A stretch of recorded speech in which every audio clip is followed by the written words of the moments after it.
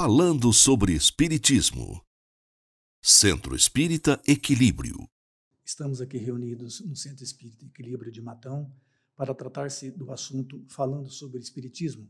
O tema de hoje será o céu e o inferno. Portanto, eu dirijo aqui a Rejane para que ela possa fazer a pergunta direcionada ao nosso irmão. O que seria, na visão dos espíritos, céu e inferno? É um privilégio estar aqui esta noite e tentar falar sobre este tema tão intrigante, né?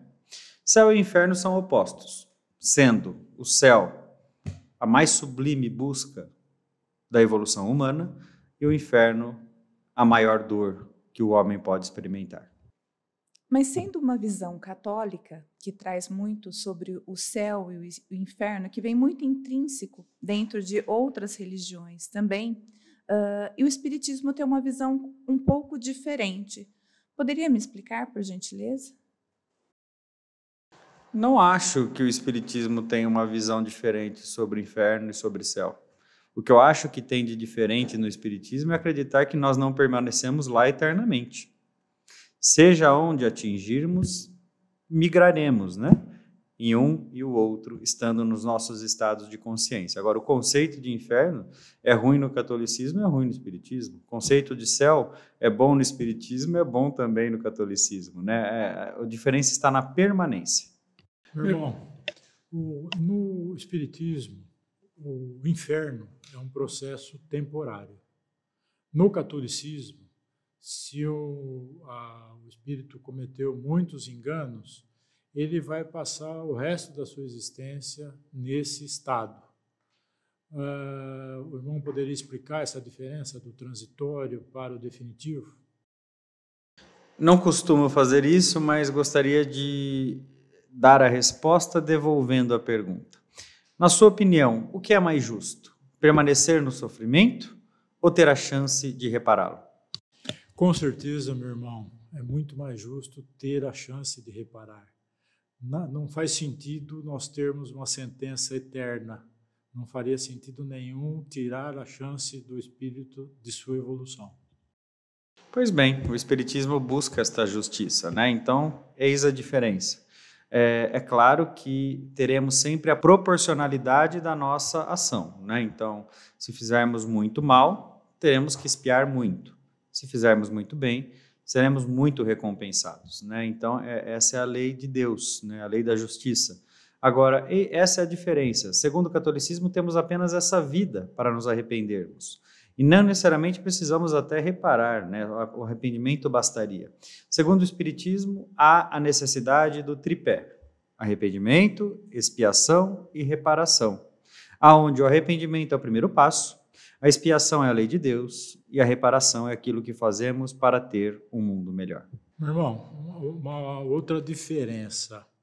Eu entendo que não é justo, após uma única existência, o espírito ser agraciado com o céu e ali permanecer eternamente. Será que ele fez tantas coisas boas numa existência só para merecer esse estado?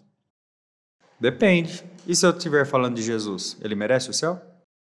Uma coisa que eu tenho aprendido nos estudos é o seguinte: existem algumas palavras que a gente não deve usar. Nunca, jamais, sempre.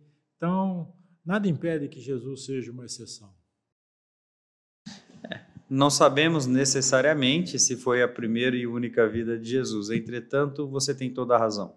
Para toda regra há uma exceção, né? E é isso que faz o Espiritismo uma religião tão justa. Pois não? Irmão, sabermos que o céu está distante de nós, de acordo com o Livro dos Espíritos, a obra interminável, há uma distância imensurável entre nós e Deus. Este fato deve nos desanimar se nós acharmos o céu, assim como imaginamos, né, inatingível, ou devemos nos esmerar para perseguir o objetivo de alcançarmos a perfeição relativa, apenas relativa, de Deus? Desanimar irá nos aproximar do céu? De modo algum. Pois é, então precisamos caminhar, não temos outra alternativa, né? Essa é a beleza da existência divina. Nós gostando ou não, querendo ou não, o trajeto é esse. Não existem portas largas, né? A porta é estreita. E por isso precisamos caminhar sempre em sentido à nossa perfeição. E quanto mais distante estivermos, mais rápido devemos caminhar para nos aproximarmos de nosso objetivo. Meu irmão, é colocado o céu e o inferno como na erraticidade, na vida espiritual. Então eu pergunto, existe o céu e o inferno também no estado de vigília? Existe. São muitas as pessoas que vivem diariamente o inferno ou o céu dentro de si. Eis então a concepção e o conceito do céu e do inferno. O Espiritismo nos ensina que o umbral, né, que é a categoria comparada ao inferno pelo Espiritismo, ele nos ensina que é um estado mental, assim como o céu. Então nós escolhemos estar bem ou mal também na nossa própria vida. E dependendo do seu estágio, ele pode sair desse inferno? Sim, e pode entrar novamente, e pode sair. Nós somos os arquitetos do nosso destino. Aquele que vive bem, que vive em oração, em pensamento equilibrado, pode-se dizer que ele está no céu? No mundo de provas e expiações, ele pode permanecer momentos de céu e terá também momentos de inferno. Não na plenitude, mas sim. Ele pode estar no céu, estando ainda em vida, né? No seu estado mental.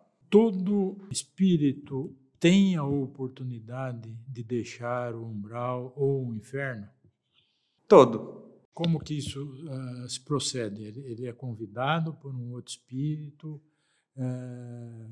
Existe um tratamento energético? Como que isso ocorre? Uma e outra coisa, né, Paulo?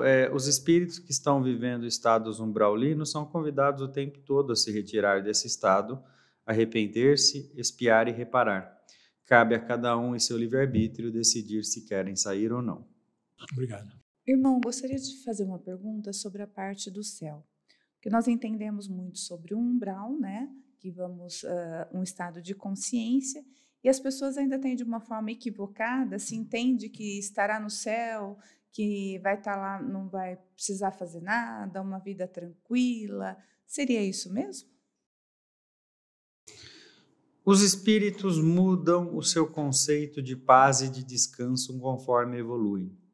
Para os encarnados, descansar é deitar numa cama confortável, tirar férias, viajar, passear, não ter que trabalhar ou não ter que executar uma tarefa árdua. Para espíritos evoluídos, descansar é praticar o bem, o amor, a paz, ver a evolução do outro. Tudo é uma questão de visão e de ótica.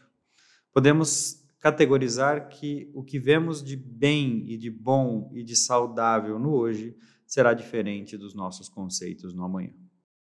Irmãos, o inferno é uma questão de consciência. Como fazer para poder sair dela? O nosso anjo da guarda nos auxilia nesse momento? Sim, os nossos anjos da guarda nos auxiliam e nós precisamos segurar a corda, né? A corda é jogada. Quem sobe somos nós, né? O livre-arbítrio sempre será determinante na nossa escalada, tanto do umbral para o estado normal, quanto do estado normal para o céu, né? E quando falamos céu, é claro que de forma alegórica, da mesma forma que o umbral, são os nossos estados de evolução. Sabemos que são muitas as coisas para que levar ao céu, mas o que, em poucas palavras, o que nós precisamos fazer para merecer o céu? Merecer o céu não é executar uma tarefa. É uma combinação de execuções que viram um hábito. É praticar o bem sem olhar para quem. É amar o outro como a si mesmo. É respeitar e seguir as leis de Deus. E, aliás, diga-se de passagem, algo que ninguém pensou, mas de fato existe. Quanto mais evoluímos, mais tempo passamos no inferno. Quanto mais crescemos e evoluímos espiritualmente, mais nos rebaixamos para resgatar aqueles que precisam de ajuda. Um arcanjo, por exemplo, trava a sua batalha na terra, no inferno, aonde precisam do seu auxílio. Enquanto aqueles que se elevam não necessariamente permanecem em estados distantes daqueles que precisam se elevar. Irmão, mais uma pergunta. Os animais merecem o céu? Por que não mereceriam, né? E que bom que merecem, tendo em vista que fomos animais no nosso pretérito. Se eles não merecessem, nós também não mereceríamos. Irmão, por favor, no Evangelho segundo o Espiritismo, no item A Porta Larga, está dito que nós realmente vivemos no mundo de provas e expiações, mas que pela evolução, né, e sob as bênçãos de Deus, um dia deixará de ser de provas e expiações. O que o irmão tem a dizer sobre isso? Você pode trocar de casa. A casa pode permanecer a mesma ou trocar de habitantes. Entretanto, eu, quando evoluo, escolho aonde irei morar, né? Decido através da minha meritocracia. Para que o planeta se renove por completo, é necessário que todos os habitantes desse mundo de provas e expiações tenham alcançado essa evolução. Pelo que você analisa hoje, assistindo às notícias, vivenciando neste mundo, você acha que estamos próximos desse processo? Não estamos perto de nos considerarmos residentes de um mundo de provas e expiações. No entanto, já estivemos mais longe. Então, eu acho que o caminho da evolução, um dia, sem delimitarmos o tempo, um dia chegaremos lá.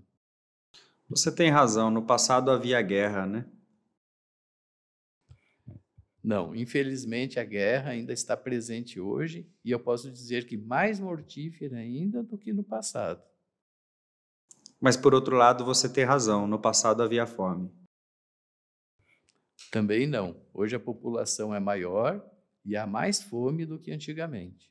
Então, pelo que o irmão está falando, nós estamos nos distanciando do mundo de provas e expiações? Não estamos nos distanciando.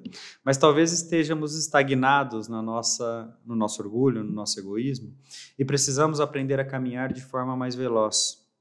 Entendemos que deixar o mundo melhor cabe a nós e ao nosso livre-arbítrio.